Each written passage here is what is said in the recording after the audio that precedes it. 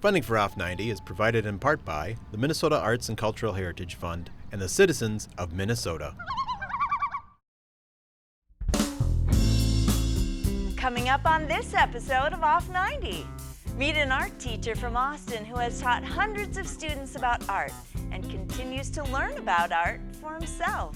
Meet a playwright from Rochester who wrote a play that bridged the generation gaps in her family tree. And take a tour of a toy tractor museum in Austin that will amaze both young and old alike.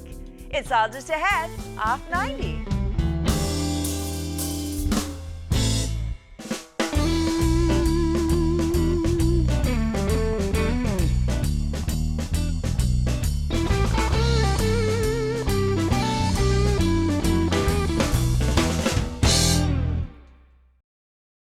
Hi, I'm Barbara Keith. Thanks for joining me on this episode of Off 90. Jim Wagner has a familiar face in Austin. He taught art at the Riverland Community College in Austin for 28 years and at the junior and senior high schools for 10. The art gallery at the college is even named after him. His love of art continued throughout his career as an art instructor. On any given day, you can find Jim browsing art at a gallery, attending an art committee meeting, or working on one of his own paintings.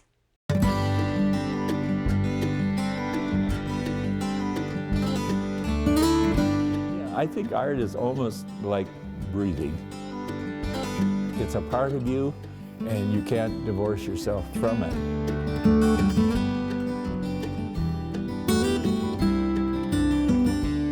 I'm Jim Wagner, and I'm an artist. Been an artist all my life, so that's part of me.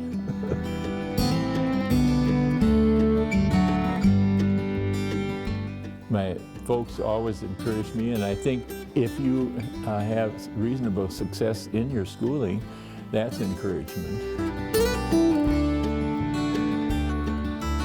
I grew up in Paynesville. It's a small town 30 miles west of St. Cloud, and our school program didn't have an art program, and it wasn't until I was a junior in high school that one of the English teachers who had some art background formed an art club. So that was my first really experience with art as a environmental kind of experience.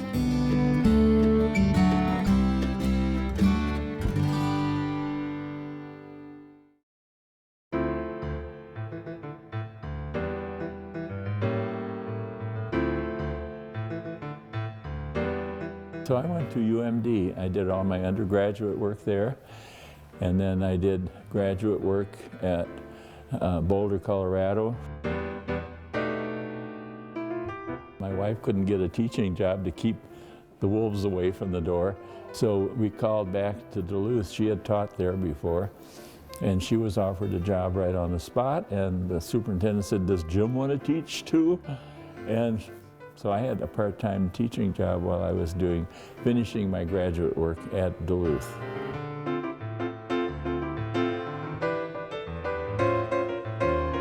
When I came to Austin, I was in a combination program of junior and senior high.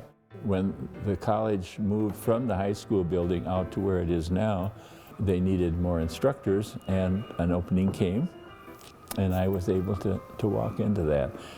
So I taught 28 years at the college, and about 10 before that in the public school system.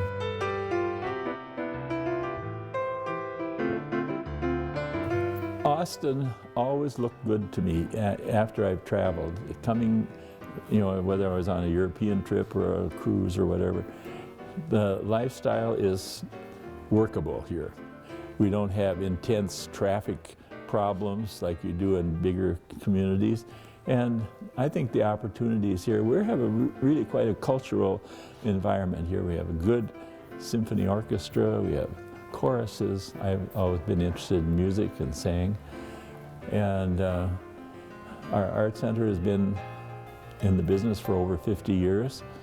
It's a struggle, but we still hang in there, so that's good. This is a painting that I did some time ago. It's a beach figure, and I entered it at the Minnesota State Fair, and it was accepted. And they just get thousands of work, so it was a real feather in my cap to be included in the show.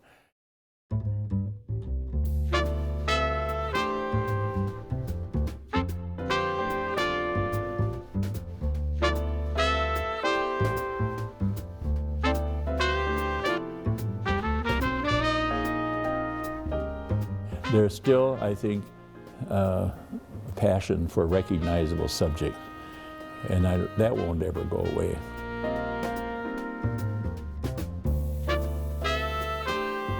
But expose them once in a while to a workshop for a class that makes them get off the beaten path a little bit and try something that maybe they haven't tried before.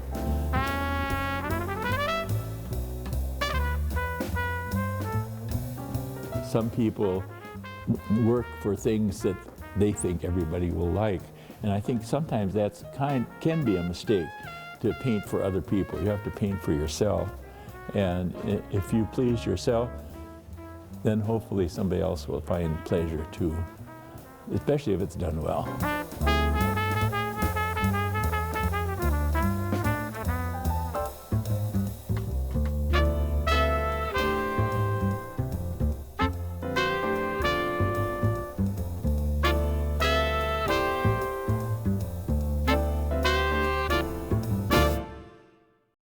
It was a nice little thank you note, and when I opened it up, it had just thank you printed across the bottom, and I thought, oh, I wonder what this is, and I opened it up, and it was a note from one of the students, and she was leaving the community college, and she felt it would be unfair if she didn't say what I had done for her, and she said that my enthusiasm for art really affected her, and she hoped she'd never lose that enthusiasm.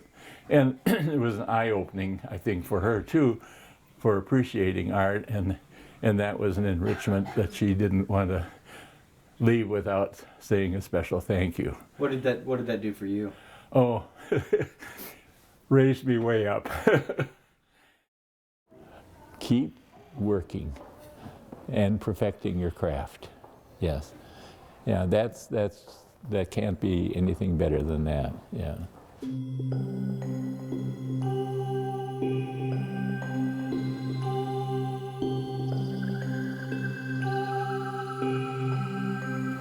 I think that if I hadn't enjoyed teaching, I wouldn't have taught till the very last year that I was able to teach. And there's so much that's a reward to see somebody struggle in the beginning and then all of a sudden blossom and produce work that you're proud of, and they are just busting their jaws looking at it too. You know, it's just such a treat.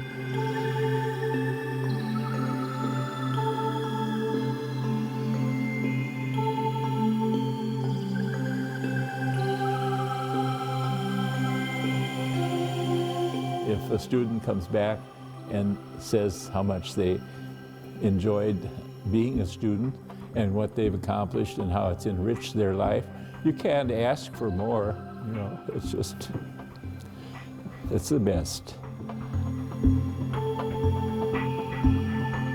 I think you learn along with your students sometimes, and sometimes you're breaking new ground that is a little foreign to you, but it's a kind of joint journey then. And sometimes you discover things, or you see a student that's discovered something that you hadn't experienced too. And those are wonderful blocks to build on. You know, just great.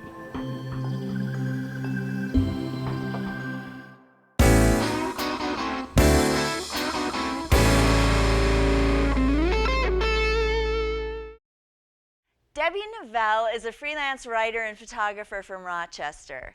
She has written, directed, and performed in several plays. She also has a keen interest in her family's heritage and history. Recently, Debbie discovered a mystery in her family's past and decided to write a play about it called The Common Thread. Weaving scenes from history together with recollections of family picnics at the farm, the show is filled with comedy and drama, bringing all the emotions of a lifetime to the stage.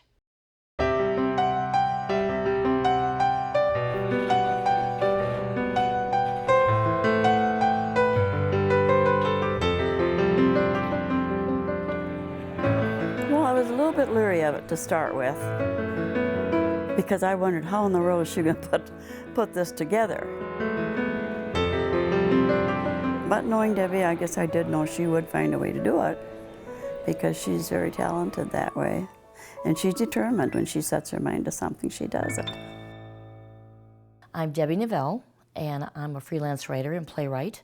I particularly like writing plays. Every hot summer Sunday afternoon in 1958, 59. I wrote my first play when I was in 5th grade, and the same wonderful teacher actually let us perform it in the schoolroom, and I was hooked. I mean, that's just it. It was in stark contrast to what I imagined the tables to be. I actually wrote a story called The Lost Brother, a short story for a writing class I was taking, and my professor shared it with everybody because she liked it so much.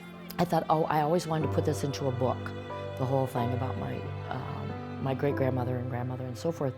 And it just never really started. Years and years went by and I had this short story.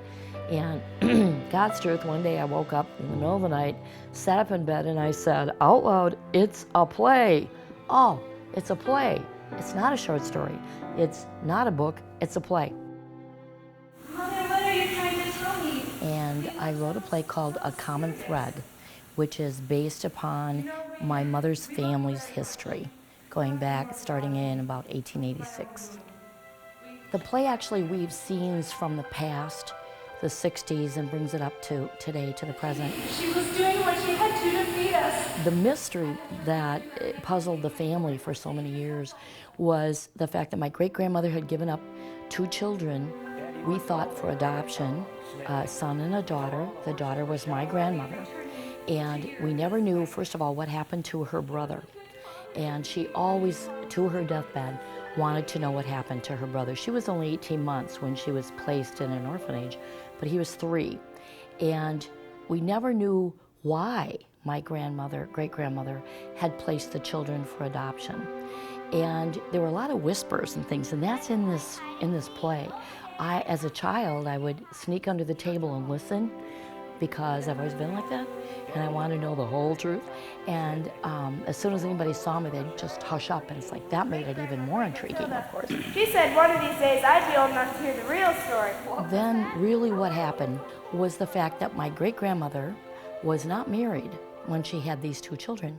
And she was, the father was a married man, and he supported my great-grandmother and the 2 children. Insisted that they take his name. And we found out that he died of tuberculosis when the children were little, and she had no means of support. So she tried and tried, to work and keep them, but in fact she ended up becoming a prostitute. And that was the hush-hush part that people didn't want carried forward.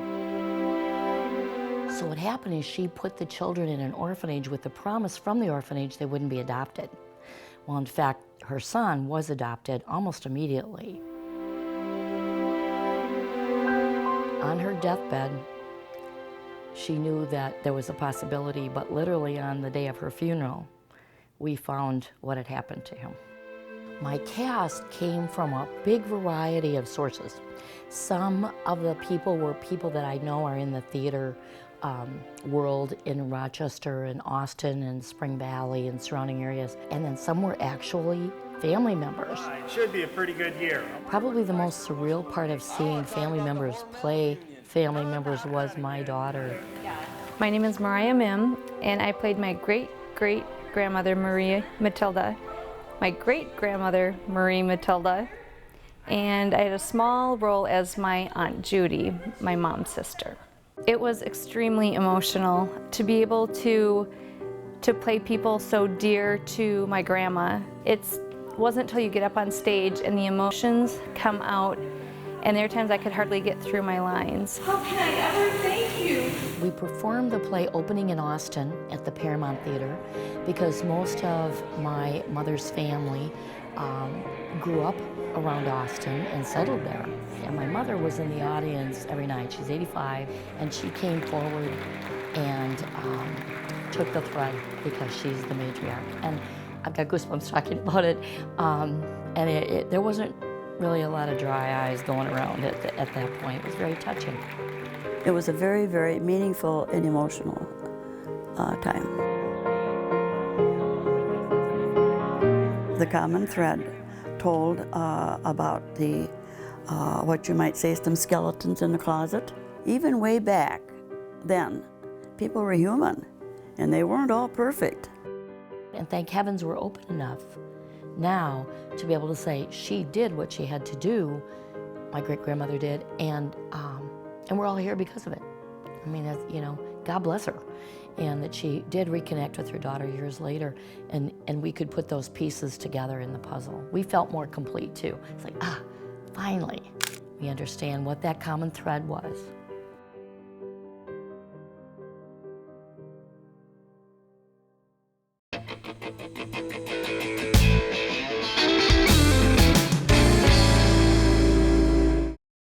Carlisle was the type of person who always had to be doing something. That's how Dorothy Graybrook describes her late husband. Dorothy is the curator of the Graybrook Mini History Farm just outside of Austin, which also happens to be her home. Carlisle amassed a huge collection of toy tractors and other miniatures, and then turned his house into a museum in order to share his passion with the public. Now, Dorothy is the keeper of Carlisle's legacy.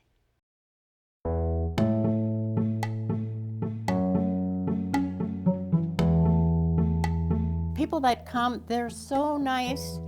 They're just amazed at what I have. They enjoy it. So they'll bring relatives back or their kids back, and they really, I figure they must really enjoy it. Otherwise, they wouldn't bring people back. So that's a good consolation. My husband, he called it Antique Farm. Graybrook Antique Farm, yeah. He just did it for his own good. He had fun doing it, so it's okay. I'm Dorothy Graybrook from Austin, Minnesota.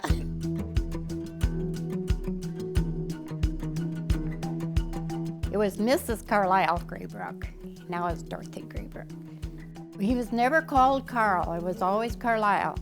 No nickname or anything. And I never even heard of the name before I met him. I have a brother named Carl, but no Carlisle. He was a plasterer in the 50s and 60s when they plastered homes, and he just had the knack for it. And he plastered quite a few homes in Albert Lee and different ones around. It was right after World War II, so there was a lot of building. So he was pretty busy till about in the 70s, and then plastering kind of went out. We bought the farm in 1962, so it's a long time ago, and it was just an old farmhouse built in about 1890. And my husband, he decided to redo it, and he just added on 16 times.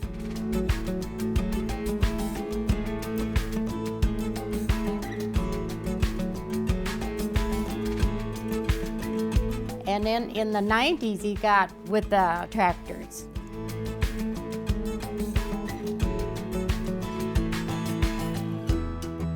It just gave him something to do. He didn't do it for other people, he just did it for himself.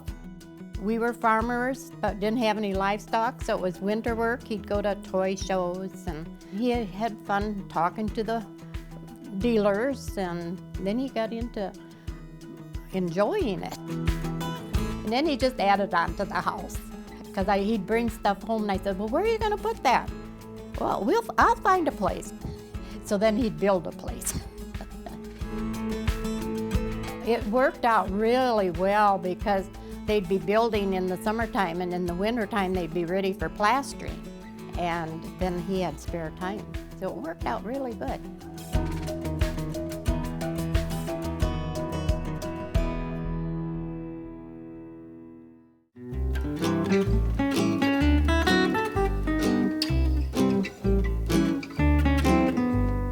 Back in the 70s and 80s, crocheting doll dresses was quite a thing.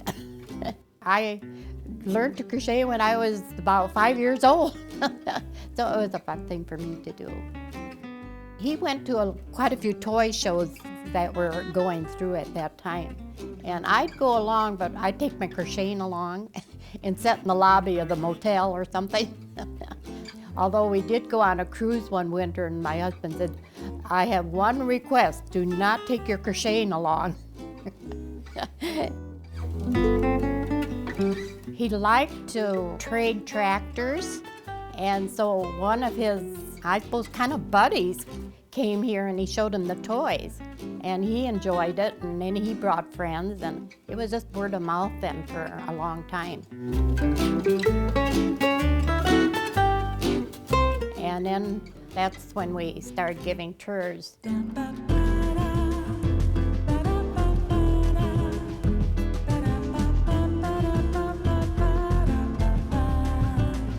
We've had every state come through.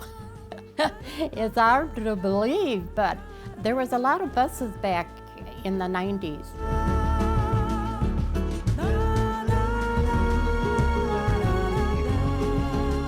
He enjoyed doing it, and he just had the knack for it. He took them through, and they enjoyed talking to him because he knew more or less where he'd got some of the toys, because some of them are really old and kind of unusual. So he had a lot to talk about, and this was good because it gave him something to do. His health wasn't that good. He'd always had high blood pressure, so I think this really helped. A couple of years it was really busy. I think 5,000 people come through. Sometimes we'd have 2 or 3 buses come through. It was a full year. We just kept busy all the time. Back then, we tried to keep it for one bus, which would be about 40 or 50 people. And even sometimes they'd cater in dinner and have dinner here. And we did have a place outside with a big table, so they could eat outside if it was nice. Altogether, I think we've had about 50,000 people come through. Some can go through in an hour, and some can take 2 or 3 hours. It kind of depends upon, what you're interested in. And not so much anymore, but we had a lot of 2nd and 3rd graders that would go through for their field day, and then they'd write letters back, thank you notes back, and they were, just so nice. This one little boy, he wrote back and he said, well, I really liked your house, but I think you got enough stuff. Don't buy any more stuff. He didn't say junk, he said stuff, so it was okay.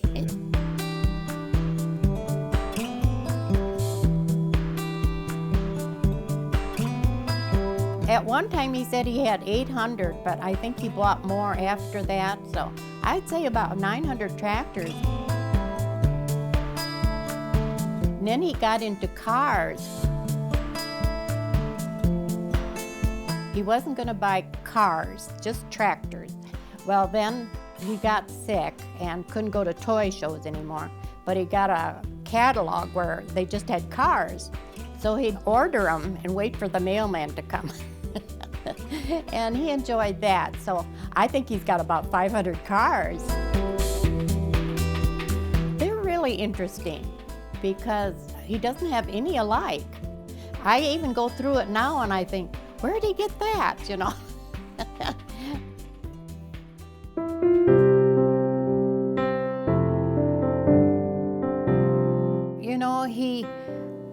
He had time to make up a will, but he didn't really say.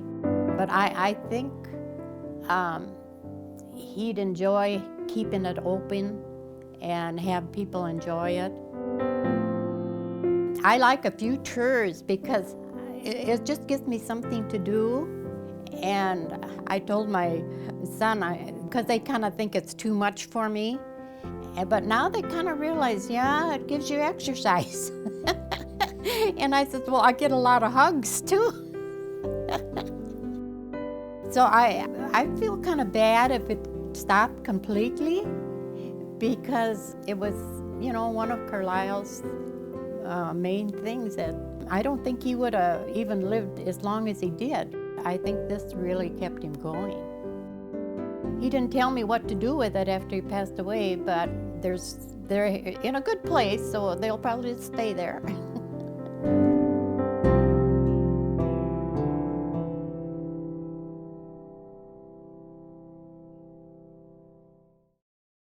That's all for this episode. Thanks for watching. See you next time, Off 90.